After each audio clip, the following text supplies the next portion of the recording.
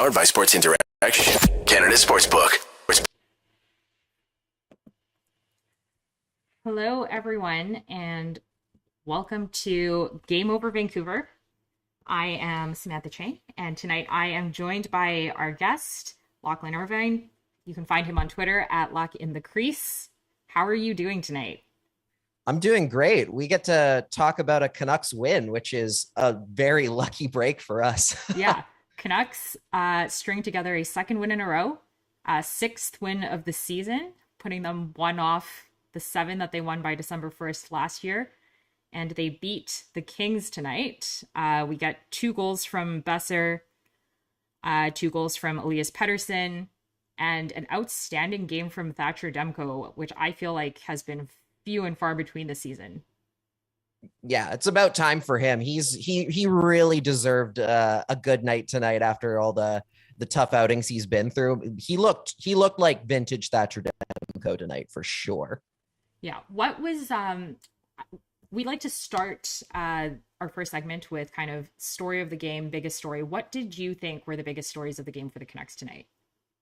I mean, Demko's right up there. The fact that he had gone through such a hard time. There was a lot of talk about, oh, should you be giving Spencer Martin more and more starts? And just seeing the way that he struggled.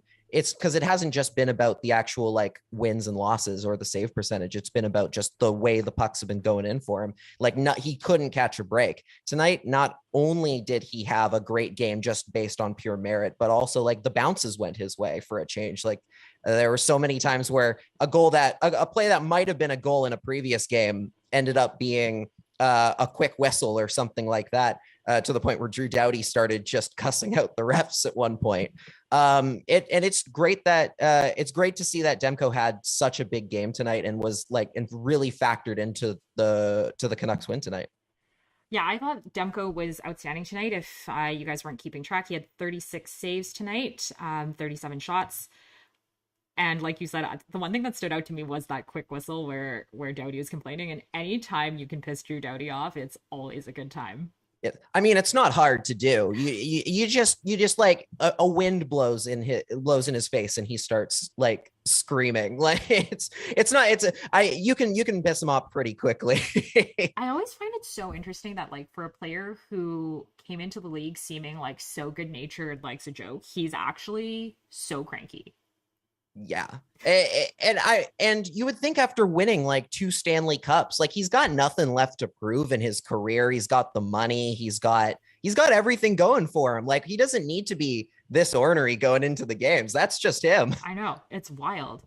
I thought the other great storyline tonight was Brock Boeser, who's I think been taken a lot of slack from fans. He's got 11 points in 12 games, which seems surprising if you think about it, but I think it's because he hasn't been scoring, and he gets 2 tonight. What did you think of Boeser's game? I mean, Boeser's first goal was putting himself in the right position for the deflection on that play. And I think the fact that he didn't necessarily have to make the highlight reel goal to get it was really going to be important for him, because you saw the earlier chance he had on the power play where he had the pass from I think it was Pettersson, and he just ripped it wide and kind of almost didn't get the full like power behind that shot that he wanted. And you were just thinking, he's never going to score at this rate. So it was going to take that kind of like smaller, just putting your stick in the right place type of goal for him to get going. And then once that happened for him, suddenly the floodgates opened. Like Sheldon Dries took a little shot on goal that Quick couldn't handle, and he was there to smack it in. So all of a sudden he went from having no goals on the year to 2. And hey, 30 goals isn't entirely out of the question yet. No, it's a little optimistic for me, but let's go with it. I think I'm hopeful that for him that kind of sparks the confidence and gets him going, because once he's in a groove, he's so much fun to watch, and he just really hasn't been there. Yeah, it sucks watching him, like his body language after like going through just like nothing could go right for him. You could see clearly it was like wearing on him in the interviews and just seeing him in like on the broadcast, you could tell it was definitely weighing on him a bunch that he hadn't gotten this goal. And you couple that with all the injury luck, it's been a tough start to the year for him. So yeah, to see him get those bounces is huge. And I think it definitely could snowball, because once that piano's off your back, you feel so much less like weight. It really does feel like all of a sudden you can do whatever you want. And I think it was earlier this year, I think there was like Jamie Benn, I think on the Stars, had like the weirdest goal ever. He scored one, like just given an absolute gift, and then he scored a hat trick in the very next game. Like that's like, hopefully that's what you get out of Brock. That's asking for a lot, but at the very least, like hopefully it starts to just every so often you'll start to see the goals trickle in just a little bit more for him. Yeah, fingers crossed. Last big story of the game, and I think he's been a story of the game pretty much every game this season. Cam Robinson at Hockey Robinson on Twitter tweeted earlier tonight, Elias Pettersson has 37 goals and 77 points in his last 65 games. Wow. Another 2 goals tonight, and I think it's been I don't know, fans are so hard on Elias Pettersson. Like, people saying he wasn't playing his best last year, like, him not as his best is still by far the best player on the Canucks as far as I'm concerned. And as Satyr Sharp pointed out tonight, his offensive game never comes at the expense of his defensive game. I thought he had another outstanding effort tonight. Yeah, it's honestly incredible, not that in this particular game, like what would have been probably Elias Pettersson being the biggest story, like the fact that we talked about Demko and Boeser ahead of him, was kind of nuts, because he had 2 goals and they were both great. And just like we were talking about his defensive game as well. I think it's incredible how almost automatic it is now that whenever him and Horvat are on the ice on that PK together, like you're expecting them to get a scoring chance out of it, and again, like it's amazing looking back at years prior where, you would never see Pettersson on the PK, and now he's probably their best PK, or he's at least up there. He's, because again, you always expect him nowadays to just get a chance going the other direction on those penalty kills. And you're right. Like, it never comes out of sacrificing an odd man rush the other way. Like, it's always a really smart move that they make to the other end of the ice. And Pettersson is just an elite hockey player. And yet you're still surprised a little to a degree when you watch him score the goals that he does. Like, Andrei Kuzmenko deserves some credit for that second goal, because that was a great pass that was perfectly placed for him. But just the fact that he's, that first goal on Quick, where he's floated it just in that perfect spot, it got a little bit of a deflection, but that perfect spot just above Quick's pad and under his glove, where that goalies absolutely hate. That's the mark of a true goal scorer. He wasn't trying to pick a corner necessarily. He was just going for the best shot attempt he could, and it worked. It was fun to watch, and there hasn't been a lot of that this season. If you're just joining us, this is Game Over Vancouver. I'm Samantha Chang. You can find me on Twitter at SamanthaCP_, and I'm joined by Lachlan, who's at Lock in the Crease. Canucks win 4-1 tonight over the LA Kings. Before we spin off into our second segment, I want to give a shout out to Sports Interaction, our sponsor. Want to bet? You can do it at Sports Interaction, Canada's sportsbook. Football continues, basketball is back, and the hockey season is well underway. Bet pregame, live in play, or on one of our many prop bets. Made for Canadians, by Canadians, Sports Interaction makes it easy to deposit, play, and cash out. Join now and see all sports betting has to offer. Head to sportsinteraction.com/SDPN. That's sportsinteraction.com/SDPN. Ontario only, 18 plus. Please play responsibly. I see in our chat that Canuck Clay is in the chat. Clay, Hi, Clay was at the game tonight. I think so. Yeah, and he predicted a 4-2 win, which was actually pretty close. Yeah, and I think a lot closer than any of us would have expected, especially looking at the Kings record, where I think they were 7-2-1 coming into this game. So it's not like they were on a cold streak or anything. They even won their last game. So the fact that the Canucks came in and actually honestly looked like the better team for most of the game, and you might disagree with me on that, but the fact that it seemed to me like they looked like the better team for the entire game, and that was huge. I thought, other than kind of the start of the second when they didn't have any shots, they definitely looked like the better team. It was, I think, one of the first times this season that I thought they put in a good effort in every single period. Yeah. So now that they've won 2 in a row, they've got 6 wins on the season. I think they're now at, I think if they lost tonight, they would have hit 10 losses. So not in double-digit losses yet. Do you think the Canucks win more than 7 games by December 1st? And they're at 6 now. They're at 6 now. And I think they've got 5. I think they've got 5 left. Yeah. Okay. Yeah, I think so. I think I mean, you'd really hope so, considering how many games they have between now and December 1st, that they can, at least enter the Christmas season with the same amount of wins they had last year. I mean, yeah, like I think San Jose is one of those teams that you should beat. Like, it doesn't matter how bad the Canucks have been for the majority of this year. Like, you should be beating San Jose, even with Erik Karlsson's hot start. Like, that should be a game you should be winning every single time. So I think that's definitely one that I'm looking at out of that bunch, where it's like, yeah, 7 is totally accomplishable. And frankly, like, you should hope that they do. Like, it should be expected of them. They should be at 7. So these are the next 5 games. They've got Vegas next, Colorado after that, Vegas again, San Jose, and then Washington.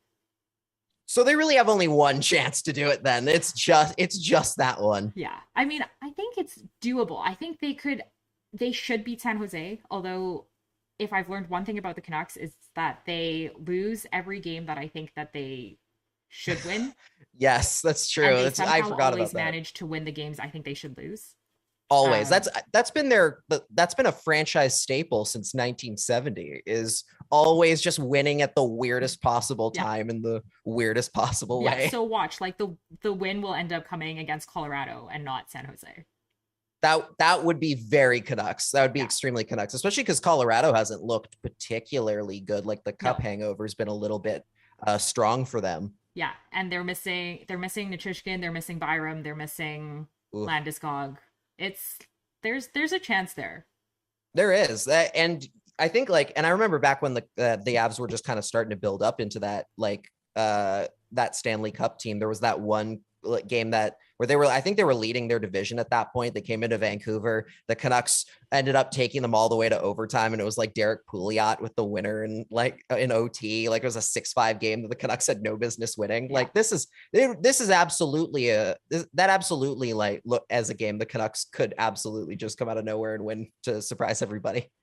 So David W. in the chat says he sees it as more likely the Canucks will pick up at least 1 win at some point this month. So more than 1 of the 5.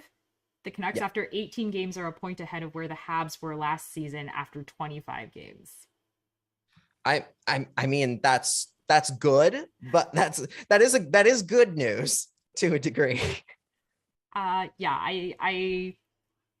think being better than the Habs were last season is a very low bar, but I like the optimistic framing.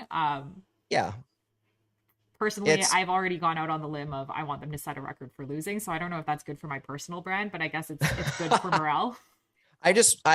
Listen, you can really make history being the worst at something. Like, I think the worst winning record of all time in the NHL, or at least recently, winning percentage wise, I think was it Colorado? It was the Colorado team, the 15-16 season, which also included Spencer Martin on it. So he's the key. He might be the key here. I just watched an entire documentary. This is completely unrelated, but I watched a documentary on the 7-win Charlotte Bobcats that's on YouTube. It's 2.5 hours long, but it's amazing. Just watching that and just seeing them go through that. Hey, you can really make some fun history out of that.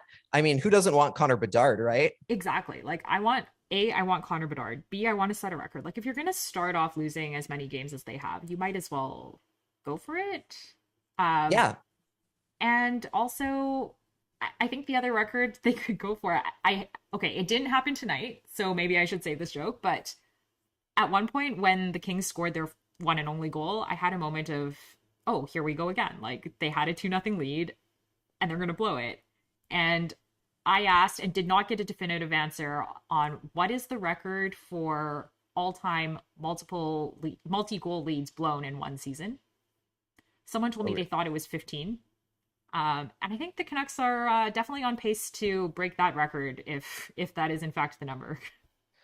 I would imagine so. I'm trying to think what era of hockey you would have to be playing in for that to where you would be able to set that record. It's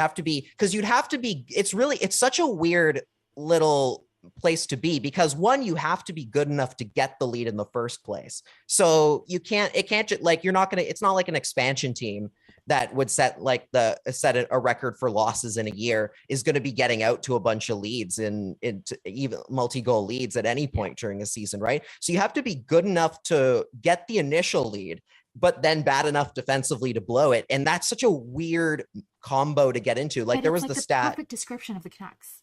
Yes. Absolutely. I think at the beginning of the year on our last Crease cast before we went on hiatus, we were talking about how, like, the Canucks might not win all the time, but they're going to be more entertaining. And I mean, you can't deny they've been entertaining through all the blown leads. It's just a bad kind of entertaining. Just the bad kind of entertaining where you want someone to shut the TV off, but no one does, and you can't look away. And you can't look away. It's a car crash. It really is. Everyone's just rubbernecking on the side of the road as JT Miller tries to get the puck out of his own zone. And this is shockingly depressing for a game where I thought this was the Canucks' maybe best game of the season. This is the first game where they actually played a game where I thought if they can sustain this into the next game, they might actually start looking good. Yeah, that was easily their best game. It was the most complete from top to bottom. There were still a couple smelly plays here and there. The Riley Stillman one jumps right to the front for me. Like, just that. I watched that replay so many times, and I was just thinking to myself, like, oh man, you just got to throw the puck up the boards the other way. You have plenty of room. I don't know why you're throwing it. No sense. It was it was the absolute. If I were Thatcher Demko in that case, and I've been Thatcher Demko in that case a couple times in my minor hockey / beer league career, I would just be screaming at Riley Stillman out in the locker room after, like, what are you doing? Why would you ever make that play? But yeah, like to bring it back to a nice side of things, like, yeah, they played top to bottom like a way better game than any of their recent outings. Like, every single win they've had this year more or less has been by the skin of their teeth. This one, I'm not even talking about the score itself, the actual effort entirely. They felt like they were in the driver's seat the entire time, which is completely different from any of their wins so far this year. Do you think they continue this into the next game? They're playing Vegas next, right? Vegas next. I think the effort level could be, you could see that effort level from them again. Like, I mean, what Curtis Lazar was doing in this game could come in handy in that when you get into it against a team like Vegas that is quick on the puck, but also like big and physical. I think you could definitely see the effort level. The actual results might be a little bit different, especially when you look at just that murderer's row of offensive talent they have, like when it comes to like trying to like stop power plays and whatnot.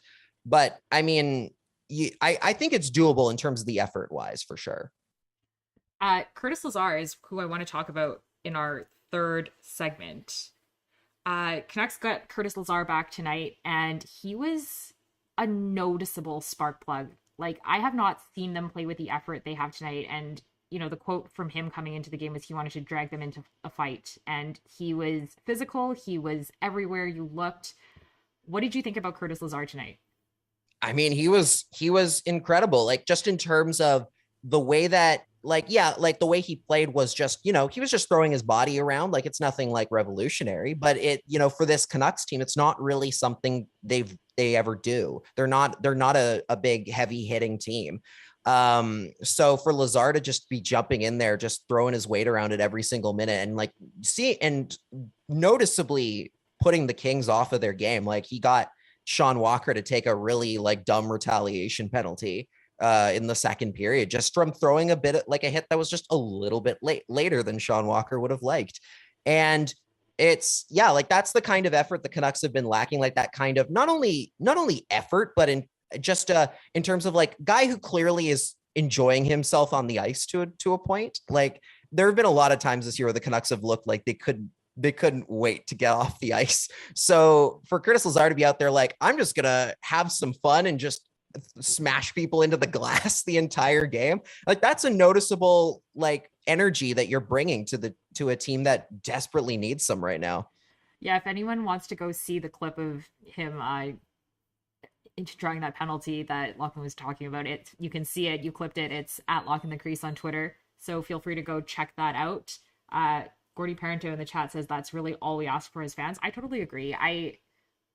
As usual, me being the Debbie Downer, I thought Lazar had a great game. I thought he was super fun to watch. It was great that he sparked that kind of effort in the team. For me, what concerns me, and I said this on Twitter earlier, is that a player like Curtis Lazar should not be the person who sparks this much of a difference in the effort in your team. Like, I don't understand how they can't play this way before he was in there. Like, why did you need Curtis Lazar to drag this kind of effort out of you?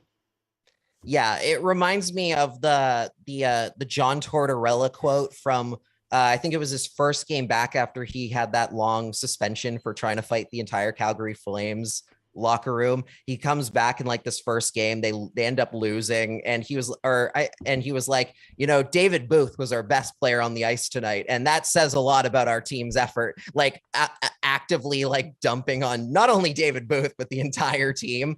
But like, yeah, that kind of is what this is in a case where it's like Curtis Lazar is a very likable guy and he plays a very fun, high energy style of hockey.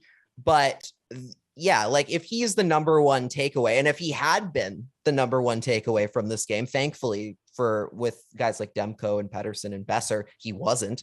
But if he had been the only good thing worth talking about this game, like, yeah, that was going to be a huge problem. So yeah, like it's not great that it was that quick and immediate, like the difference of the energy level on the ice, but hopefully you'll see that kind of just seep back in. It does worry you about the energy in terms of like other guys on the ice, and how do you self-motivate? Like how are they, like, especially guys like JT Miller and Connor Garland and Oliver Ekman-Larsson, like, okay, if Lazar is not in your lineup, how are you self-motivating yourself to play at that same kind of high like level of intensity? Yeah, I absolutely agree. Those are the guys who should be the leaders on the team. And instead of that being the story, the positive story is coming from Curtis Lazar, who was, as we all agree, fantastic to watch tonight, really made the game a lot more fun. And the story about, Horvat, who's scoring at a ridiculous pace, and JT Miller at the intermission was how many goals against they'd been on for. And I think Miller was at 27 for the season and Horvat was at 25. Oh boy. It's that about sums up the Canucks entire year, doesn't it? Yeah. Like that. Yeah. It's been such a weird roller coaster. I mean, there was the one stat I think that Sportsnet stats posted where it was like the Canucks are 30, like have 31st in winning percentage, but they've led for like the third longest amount of time out of anybody, or something. Like fourth in terms of time of game led. Yep. And that sums it up, because you're getting the offense, like they're actually getting the offense to match in a lot of games. They just defensively, they just can't hang on. They just keep collapsing. Okay, last question for you. There is a lot of talk about, like Francesco Aquilini meeting with Jim Rutherford, and I think the message being quote unquote fix it, which is always interesting. I think a much more complex solution than fix it is probably required. Maybe a little bit. Yeah. I feel like there were a lot of things that should have been done differently if they were going to fix it. But anyways, everyone is talking about, I think, whether or not Bruce Boudreau lasts to the end of the year, because Jim Rutherford has said numerous unflattering things about him publicly. There's a lot of rumors about Andrew Brunette coming in, Rick Tocchet coming in. What is your prediction for the coaching situation? It's honestly so hard to say at this point, like, because on one hand, you're almost surprised that Boudreau is still here. Not because, again, like, let's be very clear here. None of what the Canucks are dealing with is really Bruce Boudreau's fault. Like, has he made mistakes on the ice and like some of his lineup decisions been a little questionable? Yeah, absolutely. But that's true of every coach. Like, there's the comparison I always brought on the podcast was like, if you brought Scotty Bowman, like in his prime Scotty Bowman, back to present day with a time machine, and he knew all the nuances of modern day hockey, he might be able to get like a couple extra wins out of this team, but nothing that's going to completely change your fortunes for the entire year and make you suddenly into a cup contender. And with Boudreau, it is one of those things where it's like, it does seem like the writing is on the wall, like, that he's going to be gone as soon as the next losing streak kicks in, or as soon as they even maybe just lose one game at home here. Like, it does feel like that's what the case is going to be. I would be surprised if Boudreau made it to the end of the year at this point. It's just a matter of hoping that, if they're moving on from him, that either A, you're doing it because you're doing him a favor of like not having to deal with this every single day where he's having to talk about, hey, do you think you're going to get fired anytime soon? Or at the very least, it's not just to like hire whoever's available right out of the gate. Because, hey, sometimes it's worth just waiting to just see who becomes available later. You just throw the interim tag on who you've got, especially in a season like this that already seems pretty much lost as it is. Like, yeah, like, just, I think I would be surprised, I think, in my opinion, if Boudreau made it to the end of the calendar year. That's, I think, where I'd set my expectations at. What about you? I agree with you. I would be surprised if he made it to the end of the calendar year just based on the comments they're making. I find the really interesting dynamic this season is that he is super popular with the fans. He's just a likable guy. I've said before, I think he has the right temperament for the market. He knows when to laugh at himself and keep things light, but still take things seriously. So he's just a huge hit with the fans, which I think is such a weird dynamic for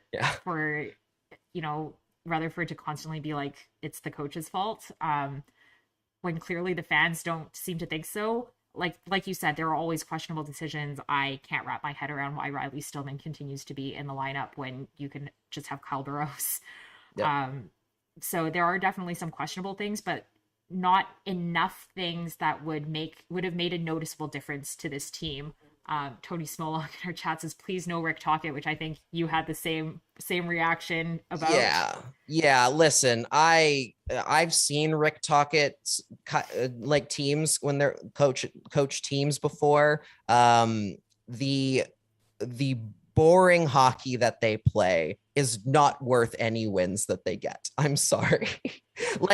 Even if he was a successful coach, like part of by all accounts, he really hasn't been in. And to be fair, that's partially because he was working for a Coyotes team that wasn't really running the show very well. So he's a better coach than what we've seen, but like the actual style of play that he was enforcing, or that he had his players playing, was so unwatchable. Like, I just think back to all of those like 2-1, 3-1 Coyotes Canucks games from the last however many years, that I had to sit through and just be like, oh, when will this end? Like, please just let this game end right now. I'm with you. This is a team that is not good enough to win most of their games, I think, even with a different coach. I would much rather see the type of effort we saw tonight and see them lose entertaining games than win like a handful more games playing super boring hockey. Yeah, for sure. I do see in the chat RV Sports Show recommending Ricard Gronberg. I love that pick. Like, that would be a pick that I would want. That's an action, like, for sure. But I think he's pretty happy. I think he's in Zurich right now. I think that's where he's coaching. He's coaching Juho Lammikko on the Zurich Lions, I think. Yeah. All right. Thank you for joining us tonight, Lev. Again, the Canucks win a second game in a row. They play Vegas next. Hit like, subscribe, SDPN. Game over, and we will see you when the Canucks take on the Vegas Golden Knights next. Hope everybody has a great weekend and enjoys that win. Bye.